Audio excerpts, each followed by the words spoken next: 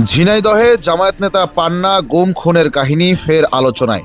হত্যাকারী সন্ত্রাসী চক্রের গডফাদার আওয়ামী লীগ নেতা আতিয়ার আছেন নিরাপদেই, ফাঁসছেন বেশ কয়েকজন পুলিশ কর্মকর্তাও। বিস্তারিত দেখুন ঝিনাইদহ থেকে ফিরে আলী বিন মশিউরের পাঠানো 4 পর্বের ধারাবাহিক অনুসন্ধানী প্রতিবেদনের প্রথম পর্বে। ঝিনাইদহের শৈলকুপা থানার 2 নং মির্জাপুর ইউনিয়ন আওয়ামী লীগের সাধারণ সম্পাদক মোহাম্মদ আতিয়ার রহমান বিশ্বাস অনেক আগেই গড়ে তুলেছেন ত্রাসের রাজত্ব। প্রশ্ন উঠতে পারে, কে এই আতিয়ার বিশ্বাস, কি তার পরিচয়, কিভাবে এখনও প্রকাশ্যে দাপিয়ে বেড়াচ্ছেন?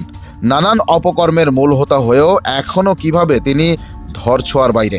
এত ক্ষমতার উৎস কোথায় এই সন্ত্রাসী গডফাদার আতিয়ারের? এমন অনেক প্রশ্নের উত্তর খুঁজতে অনুসন্ধান শুরু করে অগ্রযাত্রার অনুসন্ধানী টিম। অনুসন্ধানে জানা গেছে, কয়েক বছর আগে জামায়াত নেতা ইদ্রিস আলী পান্না গুম ও হত্যাকাণ্ডের অন্যতম মাস্টারমাইন্ড ছিলেন এই আতিয়ার।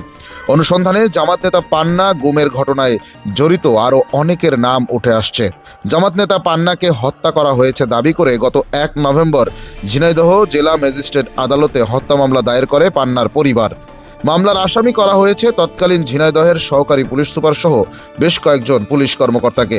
এছাড়াও মামলায় ঝিনাইদহ জেলার অনেক প্রভাবশালী আওয়ামী লীগ নেতাদেরও নাম রয়েছে। তারই মধ্যে অন্যতম একজন আসামি এই আতিয়ার রহমান বিশ্বাস।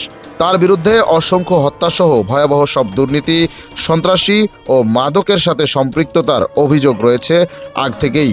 আওয়ামী লীগ নেতা মোহাম্মদ আতিয়ার রহমান বিশ্বাসের বিরুদ্ধে পুলিশের মাধ্যমে গ্রেপ্তার বাণিজ্য, মামলার ভয় দেখিয়ে টাকা নেয়া, সরকারি বিভিন্ন প্রকল্পের কাজের টাকা মানুষকে না দেয়া, একাধিক স্কুলের সভাপতি সেক্রেটারির পদ বাগিয়ে নিয়ে প্রতিষ্ঠানের ফান্ডের টাকা আত্মসাৎ করা সহ ভয়ঙ্কর সব অপরাধের অভিযোগ উঠেছে।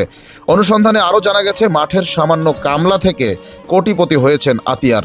এর আগেও হত্যা মামলার আসামি হয়ে বিদেশে পাড়ি জমিয়েছিলেন, তবে সে দফায় থাকতে হয়নি বেশি দিন।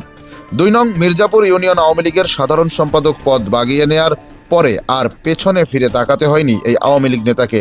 নিজ ইউনিয়ন শুধু নয়, পুরো থানা এলাকা চষে বেরিয়েছেন।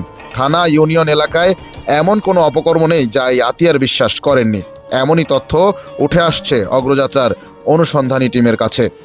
জামাত নেতা পান্না গুম ও খুনের বিস্তারিত সহ আতিয়ারের অপকর্মের আরও বিস্তারিত থাকবে ধারাবাহিক অনুসন্ধানী প্রতিবেদনের পরবর্তী পর্বে।